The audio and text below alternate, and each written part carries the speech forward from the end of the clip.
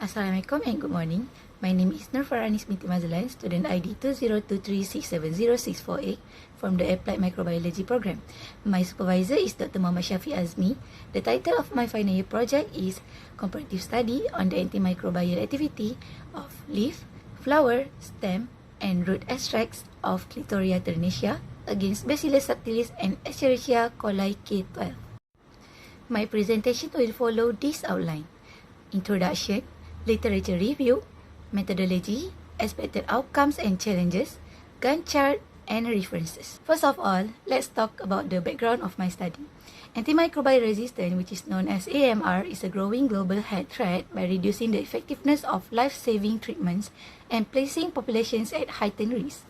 To find new antimicrobial agents, we turn to medicinal plants as a vital source of structurally diverse bioactive compounds like Clitoria ternatea, that commonly known as butterfly pea or locally bunga telang. It is a perennial herb used locally, for example, in the making of nasi kerabu. My study will use two model bacterial strains, which is Bacillus subtilis, a gram-positive bacterium, and Escherichia coli K12, a gram-negative bacterium. They represent different cell wall structures, which is a key to this comparative study. This brings us to the problem statement. C. ternatea is widely recognized for its medicinal potential and promising sources of antimicrobial agents. However, despite increasing interest, there has been limited evaluation of its antimicrobial potential.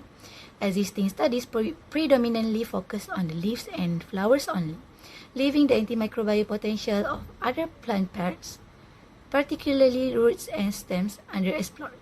Consequently, it remains unclear which plant parts have the most potent antimicrobial potential and whether the related bioactive compounds differ significantly across the plant parts. In addition, most available reports provide limited comparative analysis against different gram-positive and gram-negative bacteria, which limits the current insight into their spectrum of antimicrobial activities. To solve this, I propose three research questions.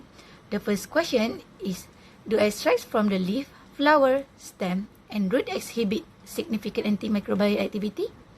The second one is, which plant part produce the most effective extract?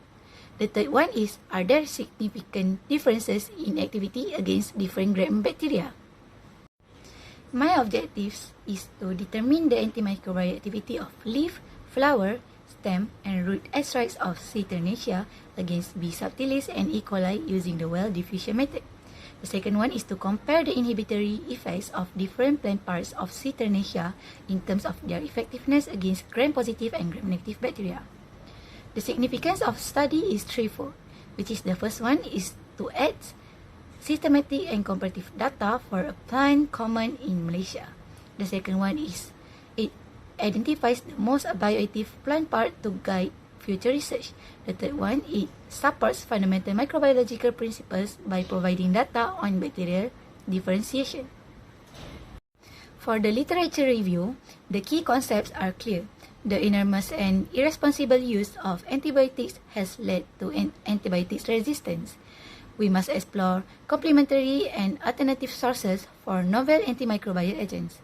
C. ternatea extracts contain major phytochemicals such as alkaloids, saponins, flavonoids, and anthocyanins, which contribute to their uniqueness. The previous study summary shows evidence. This table from a 2020 study shows the inhibition zone of methanolic extract of C. ternatea leaves against various microorganisms such as Streptococcus agalactiae, Salmonella typhi, Staphylococcus aureus, Enterobacter aerogenes, and our model Bacillus subtilis and E. coli. This confirms activity but only for leaves. This leads to the knowledge gap identification. While previous studies have proven bioactive compounds exist, most research solely focus on the leaves and flower part only. The ability for stem and root part remains unknown. Therefore, my project aims to investigate and compare the antimicrobial activity for each part of plant extracts. Now, let's move on to the methodology part. The first part is the preparation of methanolic extracts. My experimental workflow starts with plant collection of C. ternatea authenticated by a botanist, each part is thoroughly washed with distilled water to remove any dirt and debris, followed by drying various plant parts in a hot air oven at 40 to 45 degrees Celsius until constant weight is achieved. They are then grounded into a fine powder and stored in airtight containers. For extraction, the powder for each part is soaked in methanol and stirred using a platform shaker. Finally, the extracts are filtered using Wetman filter paper number 1 to obtain methanolic extracts. The next steps of methodology involve microbial work. I will prepare standard media such as nutrient agar, Mueller-Hinton agar, and Mueller-Hinton broth. The bacterial cultures of B. subtilis and E. coli K12 will be provided by faculty. I will obtain a pure culture using the streaking method confirmed by tests like morphological observation, gram staining, and biochemical tests such as catalase test and oxidase test. The core experimental workflow use the methanolic extracts. Antimicrobial tests will be conducted by using agar-well diffusion method to address objective 1.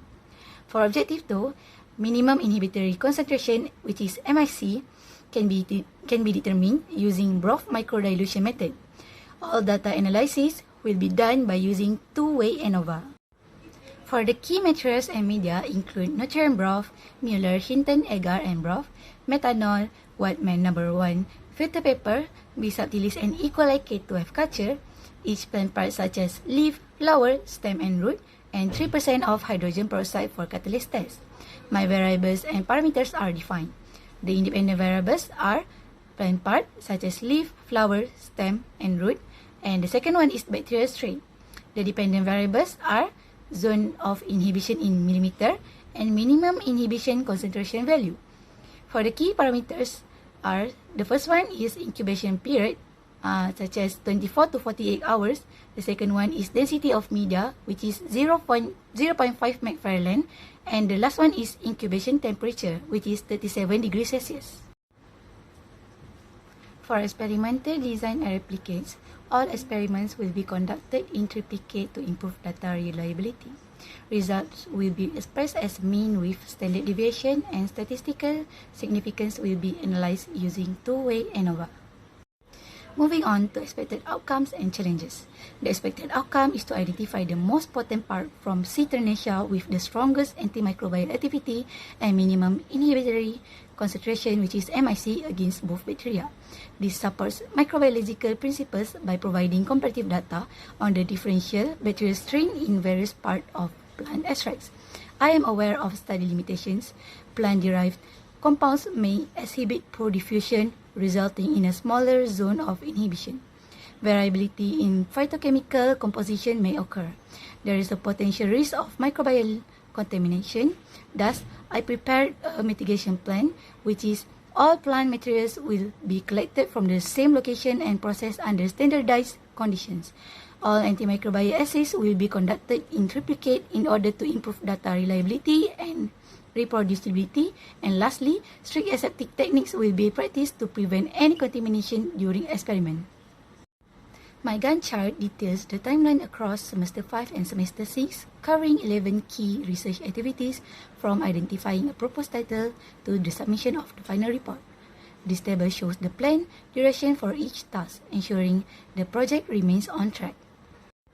I provide you the key references that have been used for this slide. Thank you for your attention. I am now ready for your questions.